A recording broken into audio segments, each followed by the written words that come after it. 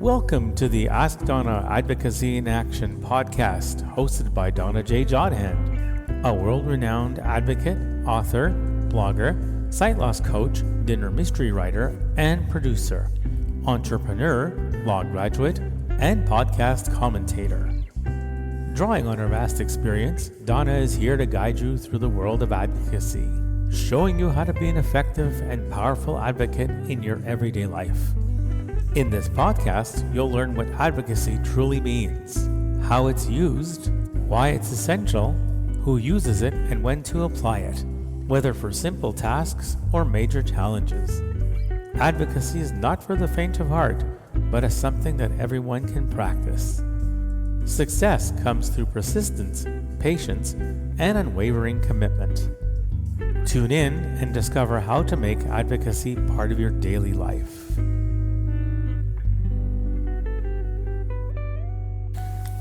Hello. My name is Donna J. Jodhan, and I am your host for our monthly Advocacy in Action. Last month, I decided to change the focus of my Ask Donna podcast, and now it has been renamed to Ask Donna Advocacy in Action, and it all has to do with the outcry for me to produce podcasts that focus more on advocacy. And I am so happy that people asked me to do this, because last month's episode was the first, and I hope that there are many more to come. I want to thank everybody or those who contributed to the change in my focus. I thank you for your thoughts, your comments, your suggestions, your feedback. And I thank my little brother in Montreal, Michael, for agreeing to walk the walk with me and continue to support me in all that I do. So I do thank you very, very much indeed for the second episode of Ask Donna, Advocacy in Action. Okay? So, what is it all about? Well, it's a very loaded question, and we'll see how we answer this as we go along. I'd like to start with my Etsy announcement. That's ETSY announcement, where I, for the last few months, have been using my pottery pieces, piece by piece, to encourage and to motivate people to imagine, to reach for the sky, reach for the blue horizon, reach for the stars. Use your talents to imagine and to motivate others. And this is what I am doing. And I'd like for you to read my mission at www.etsy.com/shop/blindlybrilliant. And Etsy spelled ETSY. You can also visit me at www.accesspark.shop. That's ACCESSPARK.shop. I am using my talents, or my so-called talents, to help others by motivating them and encouraging them to create and imagine. All right, so let's get started on our Ask Donna Advocacy in Action. This is one of my favorite quotations, my own quotation. Advocacy has no color, no shape, no size. Advocacy has no limit, no guarantee, and no expectation. Advocacy could only be successful through hard work and sustained persistence. This is what I truly believe. Okay? I'd like to start or continue with my inspirational message for February. As February unfolds, let it be a reminder that even in the heart of winter, warmth and light are never far behind. Each day carries the promise of new beginnings and unseen possibilities. Just as the shortest month holds the power to change seasons, you hold the strength to transform your path. Embrace the days ahead with hope, knowing that small steps forward can lead to the greatest journeys. Let your heart be filled with courage, for brighter days are on the way. And your resilience will bloom just like spring. Okay? All right. Advocacy in action. What really is advocacy? Advocacy is all about speaking up for something in which you believe. Speaking out is similar to speaking up for what you believe in, what your passion is really all about, what your interest is really all about. So you're speaking up and you're speaking out. Advocacy is about engaging with others around you, others who possess similar interests, others who you believe you can help by engaging with them and communicating with them. There is no age limit on who you can engage with and communicate with, from the youngest to the oldest. And believe me when I tell you that our kids are some of the best advocates that we could hope for. And you know why? They listen attentively. They're interested. They're excited. Our kids are some of the best advocates we could hope for. Reaching out is also part of advocacy. And how do we do this? We reach out through emails. We reach out through social media. We reach out through face-to-face contact, whether it's direct contact. Most of the time it is direct contact with face-to-face contact. You know, you could do it at a community center. You could do it as you're walking along in a mall. You talk to somebody. Hello, how are you? And you strike up a conversation. It is all the beginning of advocacy. Okay? Now, who gets involved in advocacy? Anyone can get involved in advocacy. Any age. From the youngest, as early as 3 years old, to the retiree, to the senior, anybody at all. A kid can get involved in advocacy. A high school student can get involved in advocacy, doing work in his or her own environment. A college or university student, a professional, an unemployed person, believe it or not, and why not? They can get involved in advocacy. A mom, right? A dad, a single parent.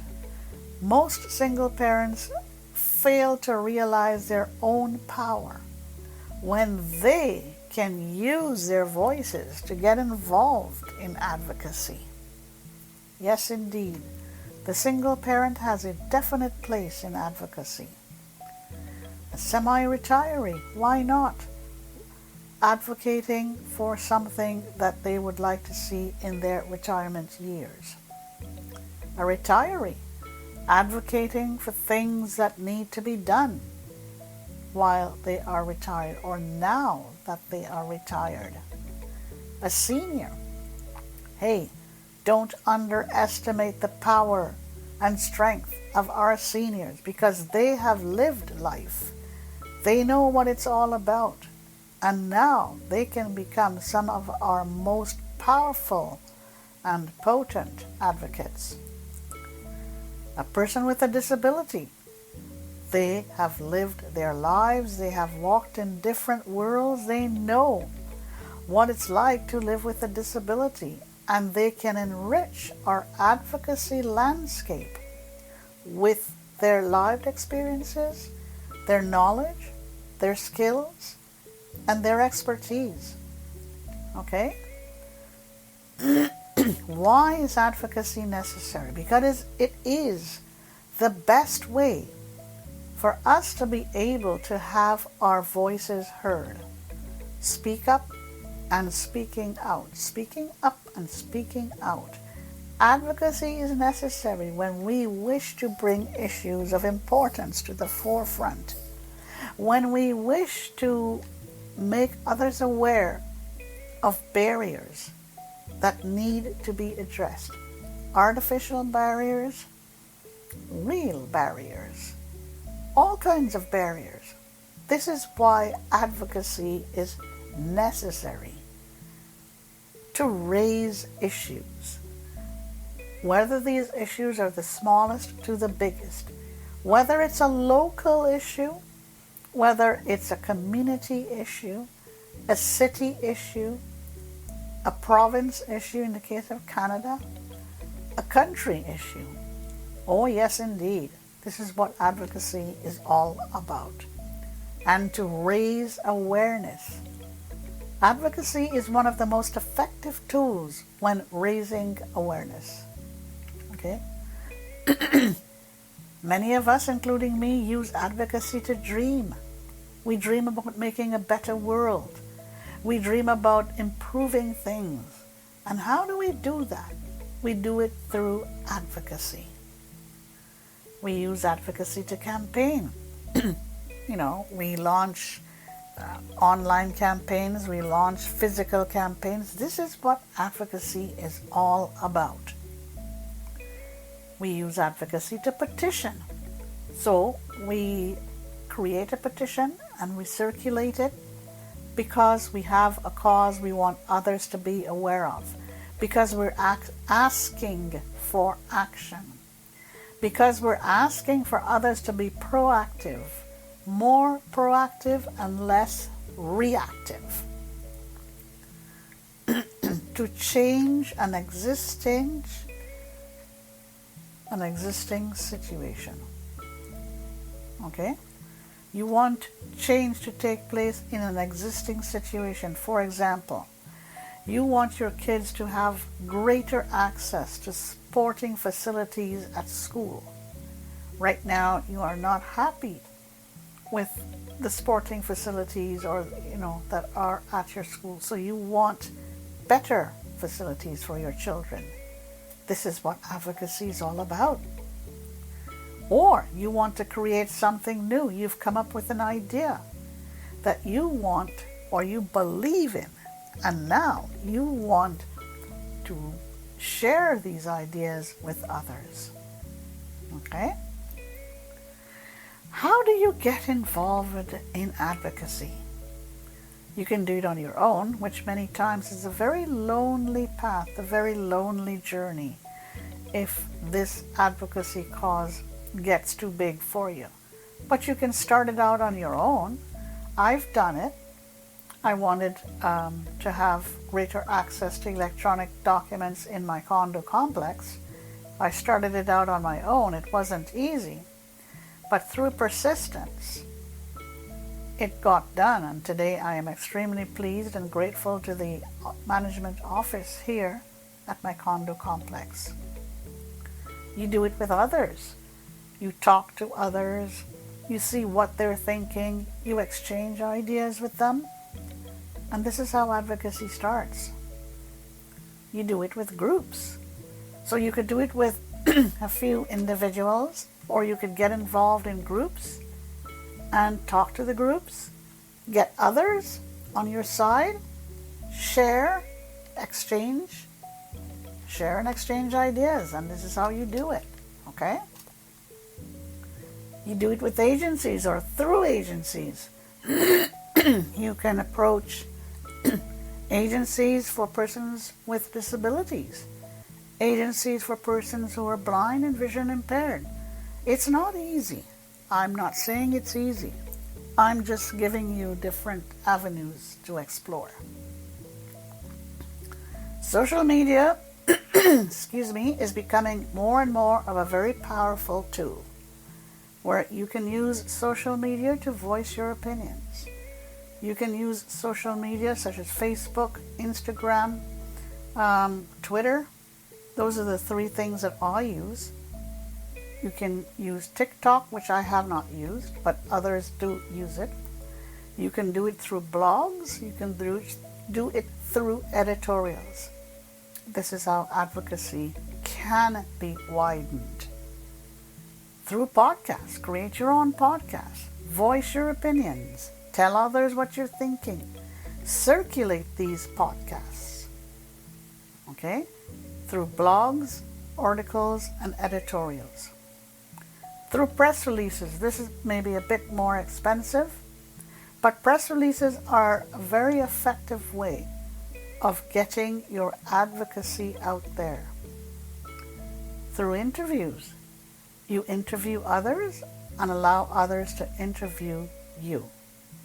Through roundtables. Create roundtables where you bring people who have similar interests with you together.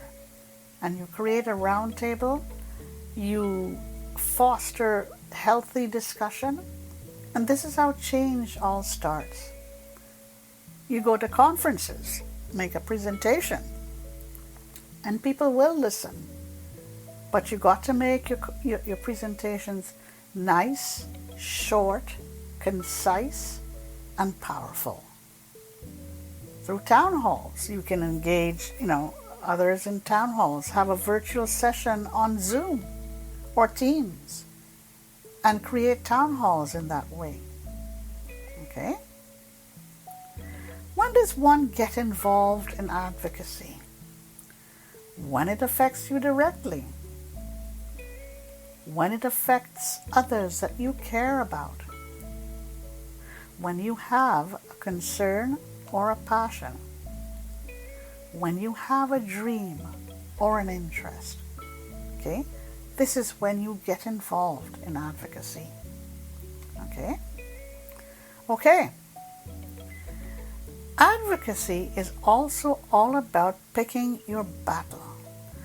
You need to become more, I don't know what the word is that I'm looking for, more adept at which battle you're going to pick, which one you're going to pick and choose. Normally you try to pick the one that you feel that you will be most successful at. Okay? Some battles may last not too long. Some battles may last for some time. Some battles may last for years. I've been in battles that lasted for years, but I believed in it. I believed in the charter challenge I launched against the Canadian government over their inaccessible websites. And my team and I worked diligently over 6 years to get it done. I believe that Canada needed an accessible piece of legislation, an Accessible Canada Act. We started our campaign in 2015, and by 2019 it was enacted.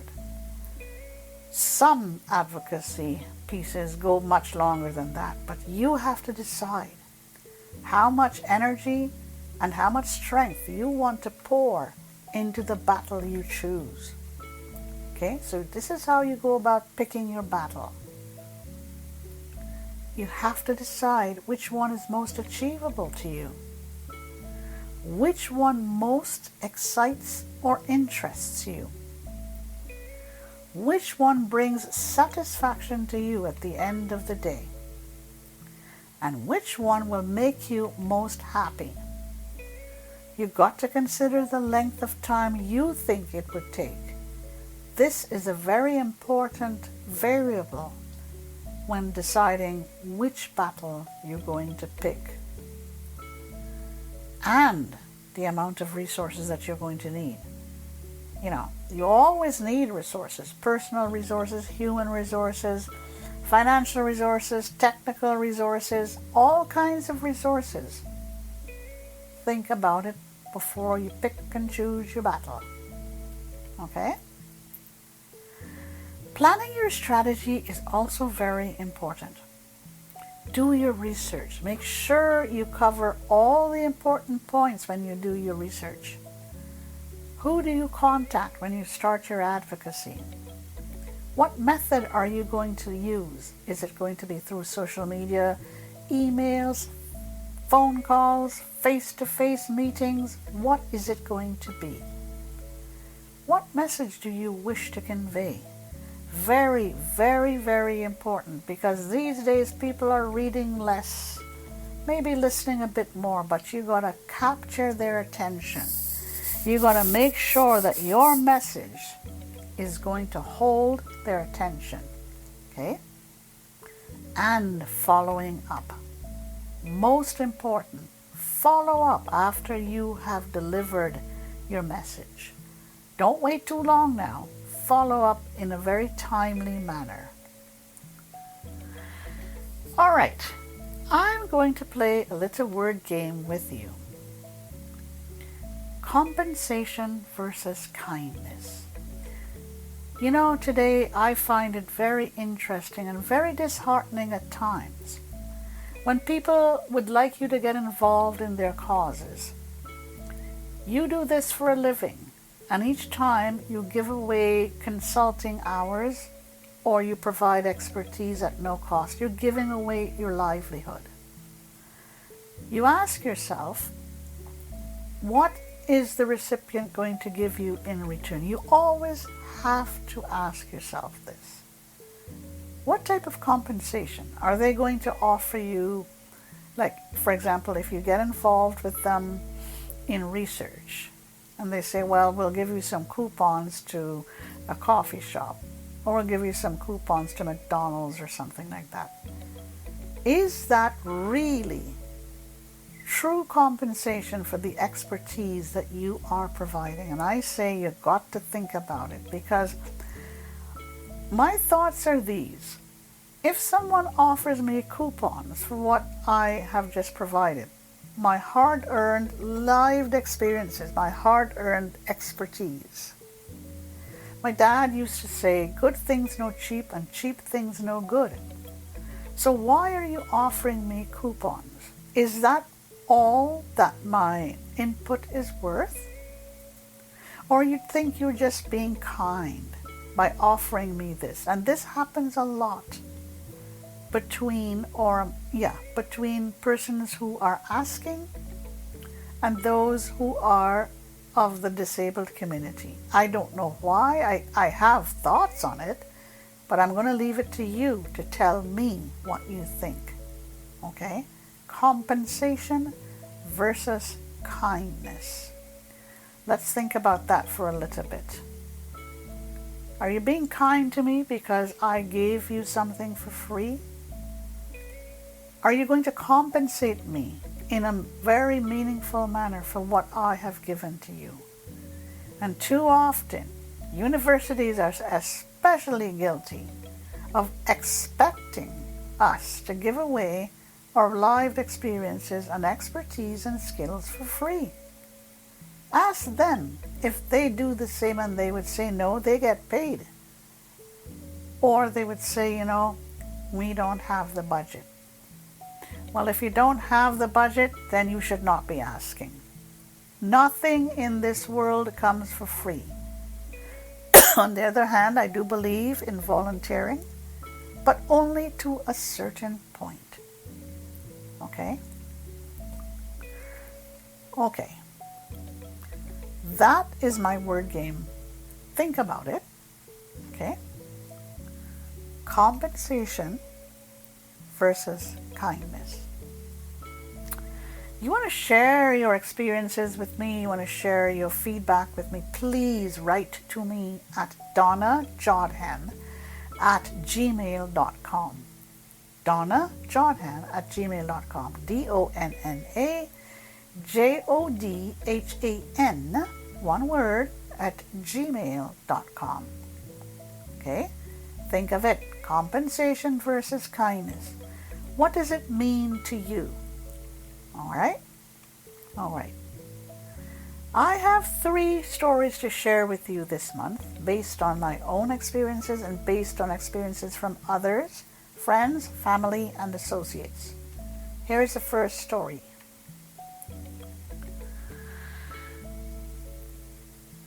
Greater wheelchair access to bathrooms in the mall. This is one issue that is really, really important to those who use wheelchairs. Okay? Kate was finding it very difficult to have access to bathrooms in the mall closest to where she lived. Several times she attempted to speak to management about this. She wrote emails and made phone calls. Finally, she decided to seek a face-to-face meeting with the mall's management.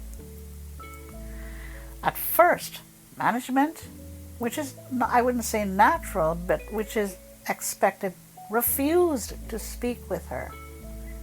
But Kate persisted. She sought the assistance of a lawyer along with her member of parliament for her constituency.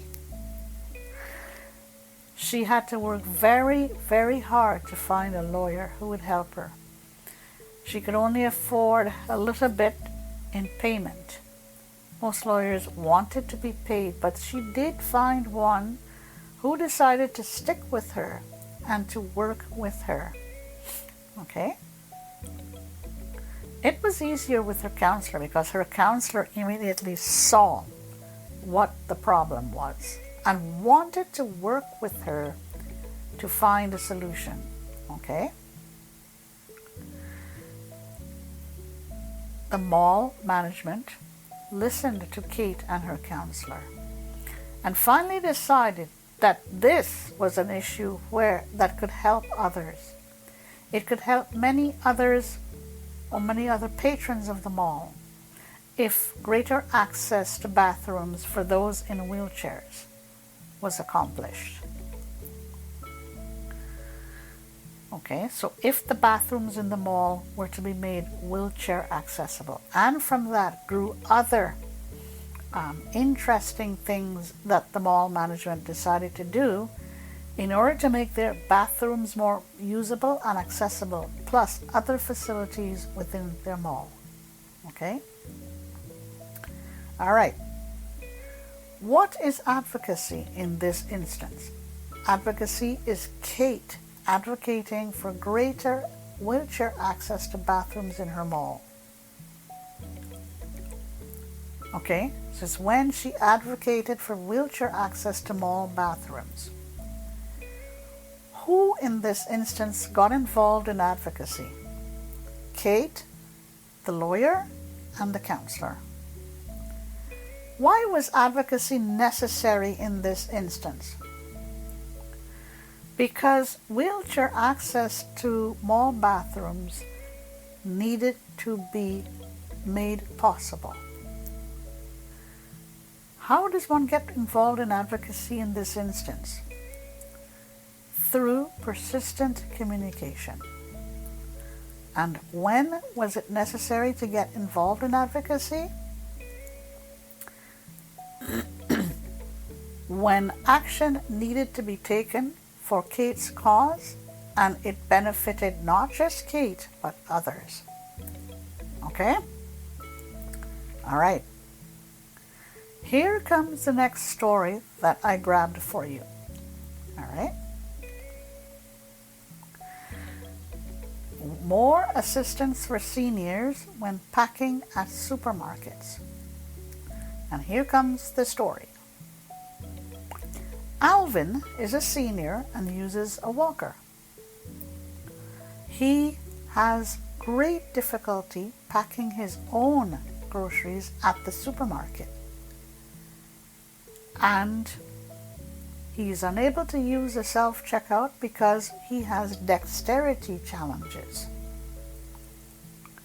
And many times, cashiers have refused to help him pack. And he has tried to get an appointment to talk to customer service, but they keep putting him off. Alvin is extremely frustrated and is looking for some help he's looking to seek help for his problem. All right? So, what is advocacy in this case? Alvin is advocating for packing services at the supermarket. Who gets involved in advocacy in this case? Alvin is the only one involved at the present time, but there is potential and room for others to do the same. Why is advocacy necessary in this instance? Because Alvin needs to find a solution to his problem. So this is why advocacy is necessary. If he doesn't do anything, he doesn't get anywhere. So advocacy is necessary. And how does one get involved in this type of advocacy? Alvin needs to find ways to engage the management at his supermarket. Maybe he can try to involve others in his cause. It's not too difficult if he reaches out to agencies or if he puts up some sort of message on social media. These are ways for him to get others involved. Okay? All right. When to get involved in advocacy in this case? No better time than now. Alvin needs help. Help to find ways to pack his groceries. He cannot do it on his own. Okay? And here's my third story of the month. Okay? A single mom asking for technical help. Here comes the story. Rena is a single mom finding it very difficult to keep up with technology. She cannot really afford to buy a computer. And her son needs assistance to carry out his tasks online at school. Where can she find some help to get some financial assistance, as well as some training? Well, what is advocacy in this case? Rena needs to reach out, communicate, and engage with those around her, those with similar causes, those with similar challenges. Who gets involved in advocacy in this case? Rena and others who can help her. And why is advocacy necessary? Because Rena needs help so that she can help her son at school.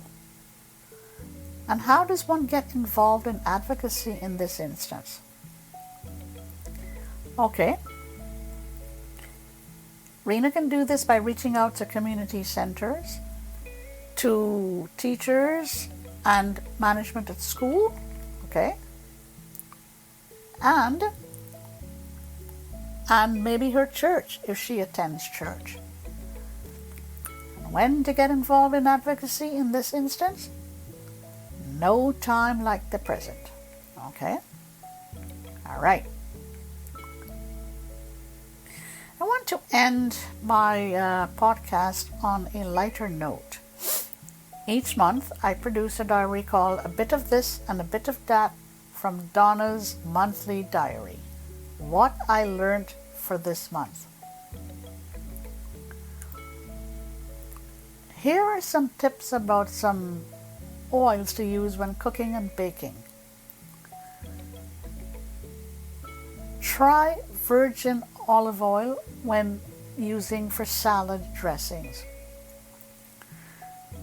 And it's good for cooking too. Use it when cooking on low to medium heat. Peanut oil is great for higher heat. You can use it for frying and stir frying, but use it in moderation. Do not use it for people who have nut allergies. Some baking does require oil, such as when you're baking muffins. Okay? All right.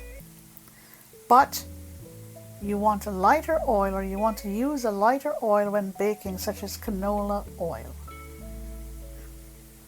Sesame oil is used in moderation when involved in Chinese cooking or Asian cooking. The general go-to when it comes to oils is olive oil. It is heart healthy. Okay? Number 2, about prescriptions. A good tip is to throw them out about 6 months after they expire. But you need to make sure that you know the date of expiration. Number 3, if you want your dishes on your dish rack to dry faster, here's what you do. Wash and rinse in hot water. Number 4, a soothing remedy for itchy skin. Wash gently with a cotton ball dipped in witch hazel. Just wash it gently. Put some witch hazel on your cotton ball, and then take your cotton ball and rub it gently along the itchy skin. Okay? Number 5. Here is something of note for drinking glasses. You need to clean them regularly. Clean them with a damp cloth. Because if you don't, you're going to get into trouble. They can dry rot if you don't do this. Okay? Number 6. Some important info about ants. They enter your home to seek food and shelter. Yes, indeed, these little critters enter your home to seek food and shelter. In order to keep them out, seal your foodstuffs and plug your crevices. Ants really love sweet stuff. You may want to use honey pots to keep them out. Okay? Number 7. Scientists found these facts about only children, that is, parents with only one child. They get higher grades. In fact, the more siblings that there are, it is more difficult to get higher grades. That's according to scientists, not me. As researchers would tell you, as family sizes increase, parents have less time to talk to each child about school. The kids have lower educational expectations,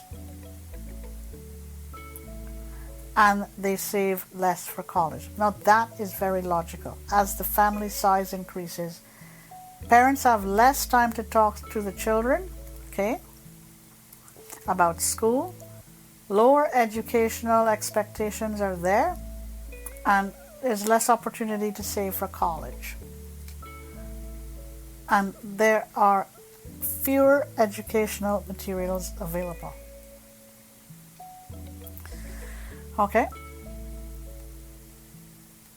So, you can take it or leave it. Right? Okay. Number 8. Some urine terms from the Oxford Dictionary. Okay? Okay. I'm going to spell this for you. Anosmia. A-N-O-S-M-I-A.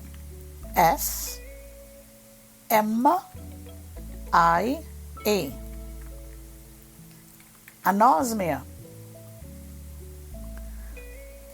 A loss of the sense of smell, either total or in part. Many people who contracted COVID-19 have suffered from anosmia. Okay.